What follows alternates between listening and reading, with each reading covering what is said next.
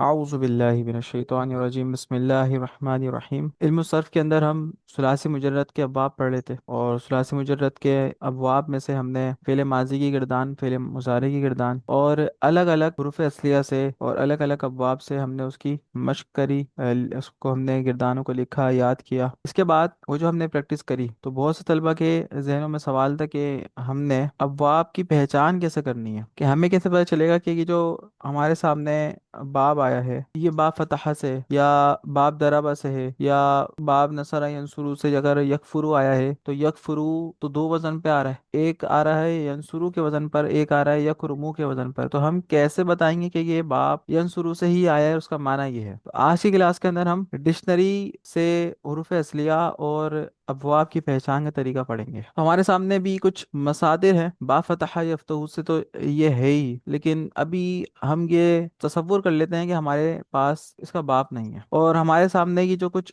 حروف اصلیہ لکھے ہوئے ہیں ان میں سے اگر ہم بناتے ہیں جعل، تو جعل کو دیکھا جائے تو جعل کے تینوں پر کیا ہے، تینوں حروف اصلیہ کے اوپر زبر ہے۔ تو زبر تو باب فتح پہ بھی ہوتا ہے تینوں پر، باب نصرہ پہ بھی تینوں پہ زبر ہوتا ہے، باب دربا اس پر بھی تینوں پر زبر ہوتا ہے۔ اگر ہمارے سامنے یہ باپ آتا، یہ ہم قرآن پاک میں سے اگر ہم دیکھ رہے ہوتے اور وہاں پر لفظ ذہابہ آتا تو ہم کیسے پہچانتے کہ بھائی یہ باب ذہابہ جو ہے فتحہ سے آیا ہے یا نصرہ سے آیا ہے یا پھر دربہ سے آیا ہے؟ تو اس کے لیے ہم دیکھتے ہیں ڈکشنری۔ ڈکشنری بتاتی ہے کہ بھائی ذہابہ جو آیا وہ فتحہ سے آیا ہے اور اس کا معنی ہے جانا، ٹھیک ہے؟ تو دیکھ لیں ڈکشنری، یہ آپ کے سامنے ڈکشنری ہے، موبائل کے اندر میں نے کھولی ہوئی ہے اور اس کا جو جواب المنجید کی ایپلیکیشن ڈاؤن لوڈ کر لیں گے تو سب سے پہلا جو آپ کے سامنے یہ آتا ہے ڈسپلے، وہ اس طرح کا آتا ہے۔ تو آپ دیکھیں گے کہ ابتدا، پھر اس کے بعد حرف تہجی لکھی ہوگی اور اس کے بعد یہ لغات جدیدیہ کام سورہ، یہ ہمارے ابھی کام کا نہیں ہے۔ اب ہمارے سامنے جو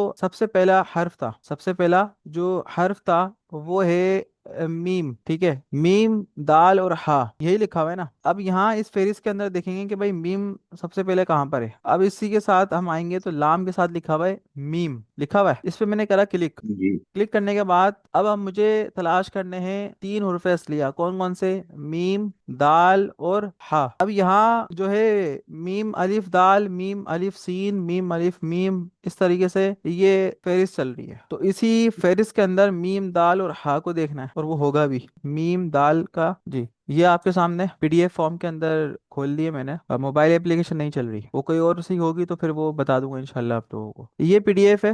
اب یہاں پر جب آپ ڈکشنری کھولتے ہیں تو اس طرح کا آپ کے سامنے ایک پیج بنا ہوا آئے گا کہ الف لکھا ہوا ہوگا۔ اب جس طریقے سے حروف اصلیہ یہاں پر الف ہے شروع کا، تو الف کے ساتھ الف با تا لکھا ہوا اوپر ایک کالم کے اندر، پھر دوسرے میں الف با دال، پھر الف با را۔ تو ہمیں کیا چاہیے تھا؟ ہمیں چاہیے تھا میم دال اور ہا۔ اب یہاں سے جو بک میں دکھانا ہے کہ آپ لوگ تو بک ہی خریدیں گے انشاءاللہ آگے جا کر، تو کتاب کا بھی ایک اپنا ہی مزہ ہوتا ہے۔ تو میم کے ساتھ ہمیں میم دال اور ہا دیکھنا تھا، مد ہا کے اوپر، پھر میم دال اور ہا۔ اس فہرست کے اندر آپ نے کیا دیکھنا ہے کہ یہ دیکھنا ہے کہ تینوں حروف اصلیہ کے اوپر کیا ہو، بول لیں مسئلہ نہیں ہے، تینوں حروف اصلیہ کے اوپر کیا ہو، زبر ہو۔ تو اب یہاں فہرست کے اندر آپ دیکھتے ہیں نا، تو یہاں کالم کے اندر آپ کو نظر آئے گا کہیں نہ کہیں پہ لکھا ہوا مدحا، اور آگے لکھا ہوگا اگر با فتحہ سے ہے تو یہ لکھا ہوا مدحا، آگے ہو ضمیر ہے اس کو ہم نہیں لکھیں گے، یہ لکھا ہوا ہے فا کے ساتھ، اس کا مطلب ہے تعریف کرنا۔ اب آیا نظر؟ اب آپ بولیں گے کہ ہو ضمیر کیا ہے؟ یہ ہو ضمیر ہوتی ہے، اس کو ابھی ہم فی الوقت چھوڑ لیں، اور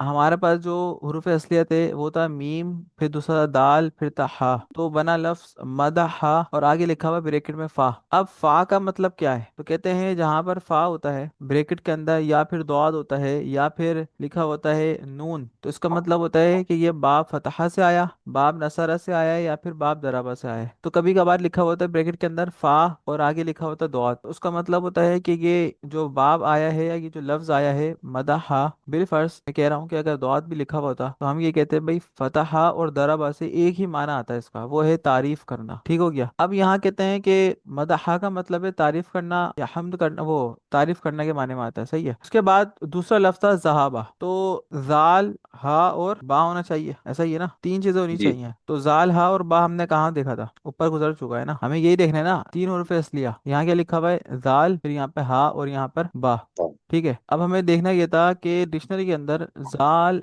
हा और बा कहाँ पे आ रहा है, कि जहाबा लिखा हुआ हो। ठीक है, तो यहाँ से देखना शुरू करते हैं। कभी कभार इस कॉलम के अंदर भी लिखा होता है, इस रो के अंदर भी आप देखेंगे तो कहीं ना कहीं पे वो लफ्ज मिल जाता है, वरना तो बीच वाले में आकर मिलता है। तो जहाबा मिल गया। अब यहाँ से अगर ऊपर मैं देखता हुआ आता हूँ, अगर मैं नया हूँ तो मुझे डिक्शनरी देखने का भी सही से नहीं पता, तो मैं यहाँ से देखना शुरू करूंगा। लेकिन यहाँ पर अभी मेरे सामने नजर आई है, फौरन से निगाहों ने देख लिया है, क्योंकि ये जहन में बैठा हुआ है। अब लिखा हुआ है जहाबा, इसको जरा मैं हाईलाइट कर दूं। ये रहा। आगे ये लिखा हुआ है ब्रैकेट के अंदर फा, तो क्या मतलब इसका है? बाप फतह। बा फतहा से आया। अब फतहा से इसका मतलब है जाना, गुजरना या फिर मरना। ठीक है, वो मरना इस तरह नहीं आएगा, सिर्फ जाना के माने में आता है ये अभी फतहा में। अब वो कह रहे हैं ये इसके साथ लिखा हुआ है, इसी के नीचे अगर आप थोड़ा सा नीचे आएंगे तो लिखा हुआ है जहीबा। ये नजर आया, इसको मैंने ब्रैकेट बनाया है। जहीबा का मतलब सीन से आया, तो कह रहे हैं कि सोने की कान में बहुत सा सोना या पाकर हैरान होना, मतलब सोने की कान से सोना पाकर हैरान होने के माने में आता है, मतलब हैरान होने के माने में ये माना देता है। अगर यही चीज सीन में जा रही है, मतलब समीआ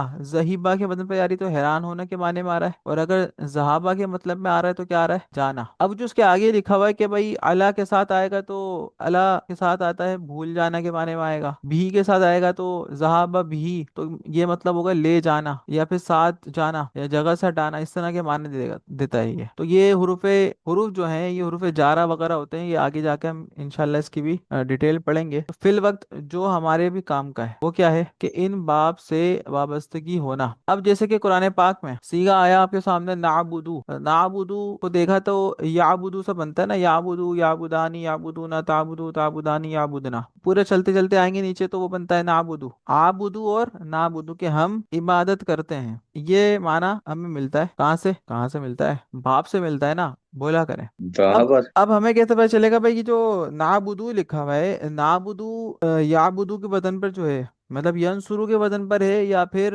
यकरुमु के वजन पर है?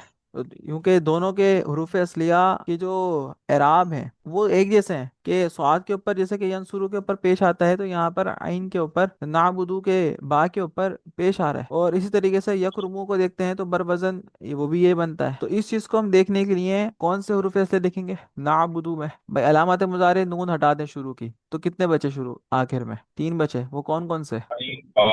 आइन बादाल। तो आइन कहाँ पर लिखा हुआ है? आइन तो नीचे चलाइए ना, तो वहाँ के बाद आएगा आइन, आ गया।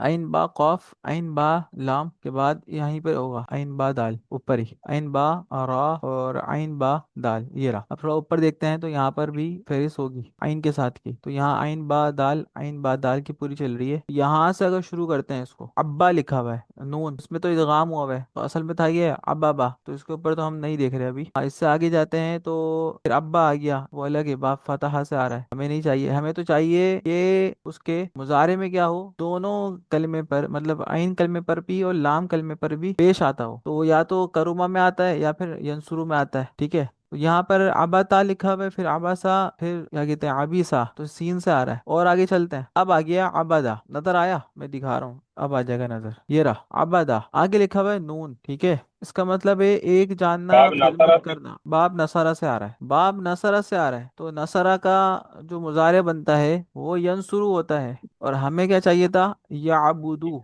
बर वजन यंसुरु। अबदा नसारा, नसारा से यंसुरु, और अबदा से याबुदू, याबुदू से हमने नाबुदू का सीगा देखा था। तो बाप क्या था इसका जी? बाप नसरा। तो यहाँ जो नून का मतलब है वो है अल्लाह ताला को एक जानना, खिदमत करना। तो वो जो अब ये जलील होना या हुजू करना, पेश करना अपने आप, तो ये इबादत के माने में ही आता है। अगर यही चीज होती है आबूदा, अब जो बात चल रही थी ना कि हमें बाप से क्या लेना देना है, कि अब बाप आकर वो जो उसकी फॉर्म्स होती हैं, जिसको मैंने आपको शुरू में बताया था, उसका क्या असर होता है? तो असर ये होता है, आबूदा का मतलब है यहाँ पर गुलाम रहना। ठीक है, क्या मतलब है? गुलाम रहना। और यही चीज बाप समिया से आती है तो बनता है आबिदा। आबिदा का मतलब है क्या कहते हैं? गजबनाक होना। और अगर आबिदा मिन हु के साथ आएगा तो वो कहते हैं कि नाक चढ़ाना। तो वो अभी हमारा जो मकसद है वो सिर्फ इतना है कि हम अबवाब को समझ लें। अबवाब कहते क्या है? जब अबवाब आते हैं तो वो अपना माना साथ लेकर आते हैं, कि ये बाप नसरा से आया तो उसका ये माना होगा, बाप करुमा से आएगा तो ये माना होगा। अगर हम इसको मान लेते कि करुमा है तो वहां पर क्या होता? माना तब्दील हो जाता, क्योंकि हम सूरह फातिहा में क्या पढ़ते हैं कि हम तेरी इबादत عبادت کرتے ہیں، خدمت کرتے ہیں، یا مطلب خضوع ہوتے ہیں اللہ تعالیٰ کے سامنے، عبادت کے لیے پیش ہوتے ہیں، اور اگر ہم کروما لے لیتے تو وہاں پر کیا آتا؟ غلام، غلام کا معنی آتا، تو وہاں پہ وہ معنی فٹ ہی نہیں ہو رہا تھا، تو اس لیے ہم اب آپ کو چیک کرتے رہتے ہیں۔ اور اس کا جو ماضی تھا وہ تھا عبادہ، اور مضارع کیا بنے گا جی عبد الحمید؟ عبودہ، عبودہ کیوں بنے گا نعبد، بھائی؟ مضارع کیا یعبد، بنے گا؟ یا بدو بنے گا نا، ٹھیک ہے۔ اسی کے ساتھ اگر ہم ایک اور دیکھ لیں حروف اصلیہ، یہ تو با فتحہ سے، یہ ضربہ سے دیکھ لیتے ہیں، کاف سین اور راہ، کاف سین اور راہ سے اگر ہم دیکھیں وہ تو بہت نیچے ہی ہے، فا کے بعد قوف اور قوف کے بعد کاف آ گیا، یہ کاف کی فہرست شروع ہو گئی، اور ہمیں کیا چاہیے؟ کاف سین اور راہ۔ ابھی ہمیں نہیں پتا کہ باپ ضربہ سے آئے گا یا نہیں آئے گا، یہ تو لکھا ہوا ہے نا ہمارے سامنے، ہم نے تو کیا چیک کرنا ہے کہ یہ آتا ہے تو کیسے آتا ہے، ہمیں کیسے معلوم ہوگا؟ تو فہرست میں سب سے پہلے دیکھا تو کاف کے ساتھ کاف تھا، پھر کاف الف صاد کاف الف نون، تو ہمیں یہ نہیں چاہیے، یہ سین کے ساتھ آ گیا، اور وہاں پہ حروف اصلی کیا تھے؟ کاف سین اور اب بول لیا واہ، کریں راہ۔ تو کسارا یہاں پر اگر دیکھتے ہیں تو یہ کسی ہا لکھا ہوا ہے سین سے، تھوڑا زوم کر لوں، ٹھیک ہے، یہاں پر کسی ہا لکھا ہوا ہے سین سے، ہاتھ پاؤں میں بے حسی والا ہونا، تو یہ تو الگ ہی معنی آ رہا ہے، ہمیں یہ نہیں چاہیے، ہاں ہمیں چاہیے کسارا، تو وہ مل گیا مجھے، لیکن پھر بھی میں آپ کو دکھاتا ہوں کہ ہم یہاں سے ایسے کر کے چیک کرتے ہوئے آ رہے ہوتے ہیں، تو لکھا ہوا ہے کسادا، تو کسادا نہیں چاہیے، کسارا چاہیے، اور نیچے آئے تھوڑا، اب لکھا ہوا ہے کسارا اور بریکٹ میں لکھا ہوا ہے ضاد، اس کا مطلب کیا ہے؟ ضربہ سے یہ ضربہ سے آیا، اور اس کا مطلب ہے توڑنا، ٹھیک ہے، ضربہ سے اس کا معنی آتا ہے توڑنا۔ توڑنا، اگر یہی چیز دیکھتے ہیں کیا کسارا کسی اور باب سے بھی آ رہا ہے، چیک کر لیتے ہیں، تھوڑا نیچے گئے تو کسرا کا مطلب دعات، دعات سے ہی آیا، تو یہ لیکن یہ پرندوں کے ساتھ آیا ہوا ہے تو اس کا الگ ہی، ہاں یہ لکھا ہوا ہے کثیرہ، کثیرہ نظر آیا یہاں پر، یہ رہا جہاں بریکٹ ہے اس کے اوپر، یہ انڈر لائن کے اوپر لکھا ہوا ہے جی، کثیرہ اور سین سے، تو کہہ رہے ہیں کہ قابل ہونا، ٹھیک ہے، اور بھی آیا ہوگا کسی نہ کسی باب سے، ان کا سارا، یہ تو باب اسی طرح سے آیا، مطلب باب افتعال سے، انفعال سے، تو وہ بھی پڑھیں گے تو جب آپ انشاءاللہ سمجھ جائیں گے کہ باب انفعال کیا ہوتا ہے، تو اس کا مطلب ہے ٹوٹنا، یہاں تک توڑنا، وہاں پر ہے کیا؟ ٹوٹنا،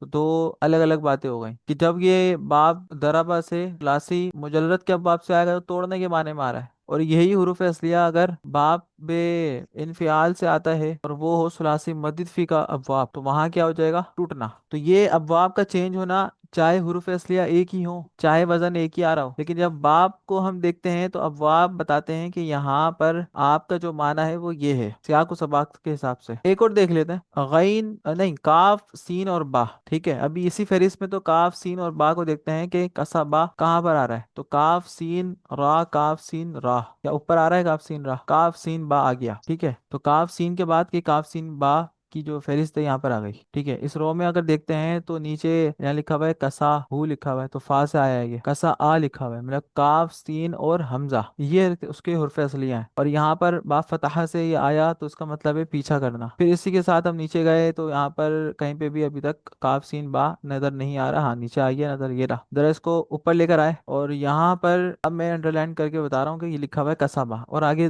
کیا لکھا ہوا ہے بریکٹ میں؟ دود، نوت، کیا مطلب؟ ضربہ سے، باب ضربہ سے۔ اب یہاں جو اس کا معنی آیا ہے وہ مال یا علم حاصل کرنا، کمانا یا پھر طلب کرنا، اس کے معنی پہ آتا ہے، یہ کمائی کرنا، طلب کرنا، یا پھر مال یا علم حاصل کرنا، تو وہ اب ہم اتنے سارے معنی ہمیں مل گئے، کیا کہ سارے معنی ایک ساتھ ہم لکھ دیں گے؟ نہیں، جہاں پر جو پرفیکٹ آئے گا ہم وہ لکھ دیں گے، کہ علم حاصل کرنے کے معنی میں آ رہا ہے تو وہ لکھ دیں گے، اگر کمائی کے حساب کی بات ہو رہی ہے تو وہاں پر کمانا یا کمائی کرنا، کمایا اس ایک مرد نے، سمجھ گئے؟ اس طریقے سے ہم دیکھتے ہیں ڈکشنری کو۔ اب کہیں پہ بھی قرآن پاک کے اندر کوئی بھی لفظ آپ کے سامنے اگر آتا ہے ثلاثی مجرد سے، ابھی ہم ثلاثی مجرد تک پہنچے ہیں، تو وہاں آپ نے اب گھبرانا نہیں ہے، بلکہ یہ دیکھنا ہے کہ یہ آیا، آپ نے فوراً ڈکشنری کھولی، چیک کیا ڈکشنری کے اندر یہ لفظ کہاں پر ہے، حروف اصلیہ کی پہچان ہے الحمدللہ، اب اس کے بعد ڈکشنری بتائے گی کہ یہاں پر یہ نصرہ سے آیا ہے یا پھر ضربہ سے آیا ہے، تو یہ ہماری ڈکشنری دیکھنے کا طریقہ آج ہمارا مکمل ہوا، اور بھی وہ چیزیں جو ہیں وہ